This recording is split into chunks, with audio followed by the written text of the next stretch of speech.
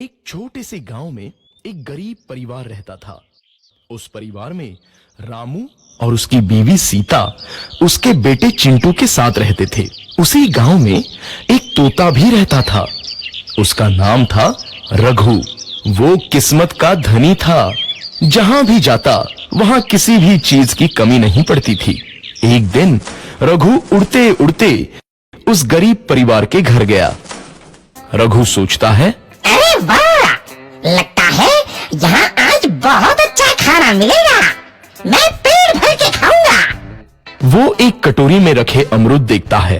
अरे वाह, अमरूद मुझे तो ये बहुत पसंद है। मैं तो इसे पेट भर के खाऊंगा। रघु तोता अमरूद खाने ही लगता है। तभी सीता रघु को अमरूद खाते देखती है तो गुस्सा हो जाती है और उसे वहां से भगा देती है। भाग यहाँ से, न जाने कहां से आ जाते हैं। मैं तो परेशान हो गई उनसे। सीता के भगाने के बाद रघु चुपचाप से एक कोने में रहता है। धीरे धीरे उस परिवार की बरकत होने लगती है। एक दिन रामू और सीता खाना खाते वक्त बातें करते हैं। आजकल हमारी बहुत तरक्की हो रही है, काम भी अच्छा चल रहा है। रामू कहता है। इस पर सीता कहती है, सच कहा, भगवान हमेशा ऐसे ही हम पर मेहरबान रहे। बेटा चिंटू भी कहता है, पिताजी मुझे खिलौना लेके दो ना, मेरे सभी दोस्तों के पास है। रामू कहता है, ठीक है, जरूर लाऊंगा। सीता कहती है, कितने खुश है सब, मेरे परिवार को किसी की नजर ना लगे। एक तरफ ऐसी बातें होती हैं तो दूसरी तरफ रसोई में रघु तोता भी अमरूद खाते रहता है। मजा आया, अमरूद खाया, मजा आया, अमरूद खाया, मजा आया। तभी सीता रसोई में आती है और रघु तोते को अमरूद खाते देख बहुत गुस्सा होती है। सीता रघु को बाहर निकालने के लिए पिंजरे में अमरूद रखती है। रघु जब अमरूद खाने लगता है तो पिंजरे का दरवाजा बंद हो जाता है और वो उसमें फंस जाता है। मुझे बाहर निकालो, मैं यहाँ फंस गया हूँ, मुझे बचाओ। अगले दिन सीता पिंजरा उठाकर बाहर दूर उस रघु को छोड़ देती है। रघु के जाते ही उनके घर आई बरकत धीरे धीरे कम हो जाती है। उन्हें बहुत घाटा होता है।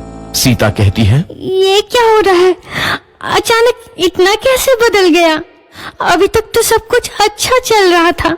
रामू कहता है, लगता है भगवान हम पर रूठ गए हैं। चिंटू भी कहता है, लगता है अब मुझे खिलौने भी नहीं मिलेंगे। और वो रोने लगता है और बाहर चला जाता है। कुछ दिन बाद रघु तोता फिर से उस घर में आता है। वापस आया, मैं वापस आया, अब मैं जमकर अमरूद खाऊंगा। रघु सीधा रसोई घर में चला जाता है और अमरूद खाने लगता है। कुछ देर बाद सीता रसोई में आती है और रघु को देख कहती है, एक तो घर में पहले से इतनी दिक्कत चल रही है और ऊपर से ये तोता मुझे और परेशान कर रहा है। सीता रघु को वहां से भगा देती है। रघु उड़कर किसी कोने में छुप जाता है। कुछ दिन बाद धीरे धीरे उस घर की बरकत वापस आने लगती है। काम भी अच्छे से चलने लगता है। एक रात जब रघु तोता अमरूद खाने जाता है तो पिंजरे में फंस जाता है। ये लोग आखिर चाहते क्या हैं? एक तोते को शांति से अमरूद खाने क्यों नहीं देते? मैं कौन सा चोरी कर रहा हूँ? बस अमरूद ही तो खा रहा हूँ। तभी रामू वहां आता है और पिंजरे में रघु तोते को देख उसे बाहर छोड़ देता है। ये तोता भी कितना जिद्दी है, बार बार वापस आ जाता है। जैसे ही रामू रघु को छोड़ देता है, अगले दिन से फिर से उनके घर की बरकत जाने लगती है। काम में घाटा होता है। किसी को समझ नहीं आ रहा था कि ऐसा क्यों हो रहा है। रघु तोता घर आता है तो अचानक बरकत आती है और जब रघु तोता को बाहर निकालते हैं तो बरकत चली जाती है। एक दिन सीता रघु तोते के घर आने और बाहर जाने की स्थिति पर नजर रखती है। ये तोता जब भी घर आता है तो घर में बरकत आती है और जैसे ही ये घर से बाहर जाता है तो उसी के साथ बरकत भी चली जाती है। कहीं ये जादुई तोता तो नहीं है? अगली बार जब ये तोता घर आएगा तो मैं इसे कहीं नहीं जाने दूंगी।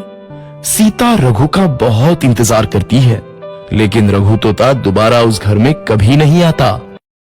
जादू